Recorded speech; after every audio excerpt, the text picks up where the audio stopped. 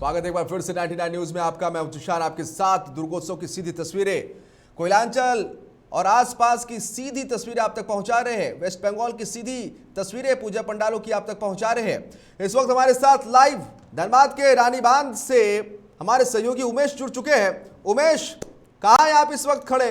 क्या कुछ तस्वीरें वहां पर, और पूजा पंडाल की तस्वीर, कितनी भव्यता, कितनी श्रद्धालुओं की भीड़, पूरी जानकारी दे, पूरी तस्वीर दिखाएं।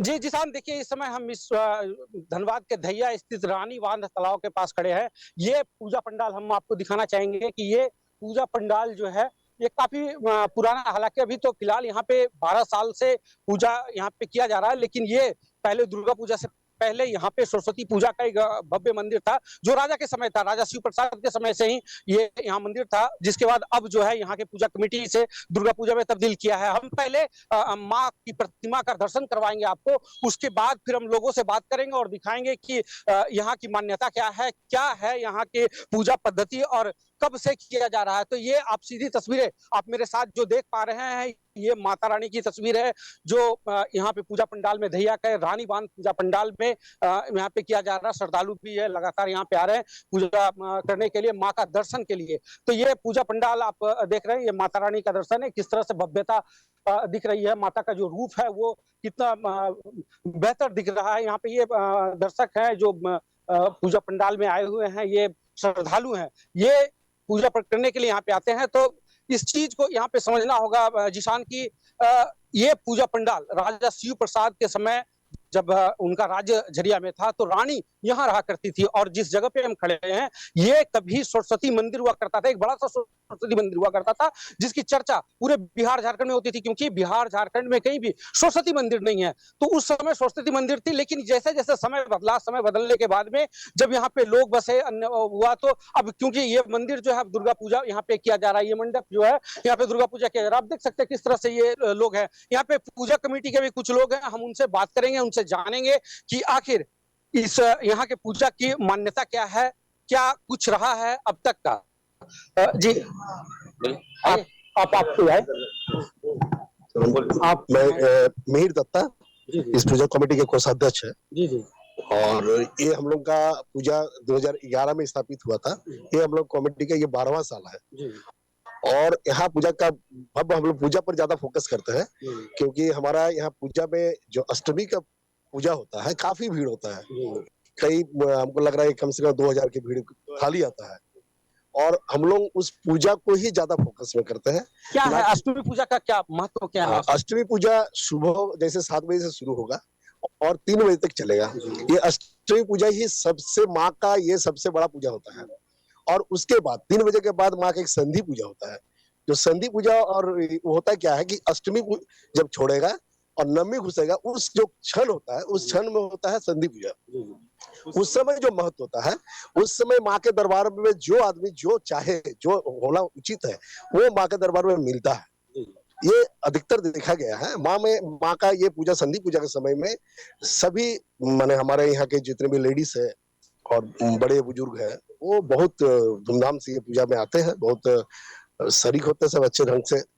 और हमारे ये कमेटी के जो मेंबर है उस पर बहुत सुचारू रूप से हमारे ये जितने भी श्रद्धालु आते हैं उसको कैसे उसका पूजा में सफल हो, इस थाली को कैसे वो लोग सुपुर्द करें। जैसे एक थाली दे दिया और उस थाली को बहुत समय क्या होता है, बहुत मंडप में क्या होता है कि भुला जाता है। हम लोग टोकन सिस्टम करते हैं, जो थाली आया उसके एक नंबरिंग सिस्टम करते हैं, वो नंबर के हिसाब से उसको वो टोकन के हिसाब से थाली में बहुत ख्याल रखा जाता है। जिस तरह से जिसान अभी आप जो सुन पा रहे थे, यहाँ पे अष्टमी पूजा का जो महत्व है वो काफी पुराना है, क्योंकि देखिए यहाँ पे बंगला पद्धति में दुर्गा पूजा किया जाता है, और बंगाल की जो पद्धति है पूजा पद्धति, उसमें अष्टमी का काफी बड़ा महत्व है। इस दिन माँ का जो है यहाँ पे भुआ बलि जो है वो दिया जाता है। बलि की प्रथा जो शुरुआत दिन से राजा के समय से रहा था, तो वो आज भी ये प्रथा चली आ रही है। हालांकि इस बलि का जो है स्वरूप बदला है, लेकिन पूजा पद्धति जो है वो है। तो इस तरह से यहाँ पे बंगाली पद्धति के अनुसार पूजा किया जाता है, जिसके अनुसार अष्टमी के दिन यहाँ पे काफी भीड़ भाड़ होता है। और भी कुछ लोग हैं, उनसे जानेंगे यहाँ पे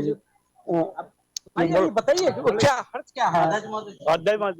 अध्यक्ष जी आप ही बताएं, यहाँ पे जिस तरह से जो सुनने को मिला कि राजा शिव प्रसाद के समय से यहाँ पे पूजा किया जाता था, हालांकि उस समय में पूजा का जो स्वरूप था वो माँ सरस्वती का होता था, अब दुर्गा पूजा होता है।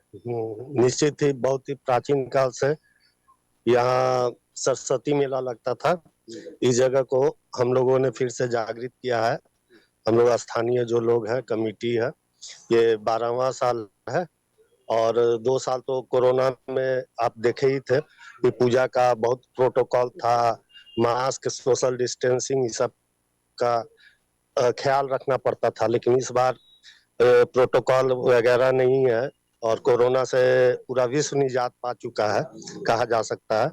और इस बार उम्मीद है, आज जैसे कि षष्ठी है, अष्टमी को यहाँ भव्य भीड़ देखने को मिलेगा श्रद्धालुओं का। और निश्चित तौर पर हम लोगों की जैसी व्यवस्था हमारे कोषाध्यक्ष महोदय ने बताया कि सुचारू ढंग से यहाँ पुष्पांजलि और संधि पूजा किया जाएगा, तो उसे लेकर हम लोग काफी उत्साहित हैं और हम उम्मीद करते हैं कि श्रद्धालुओं को यहाँ किसी प्रकार की असुविधा नहीं होगी।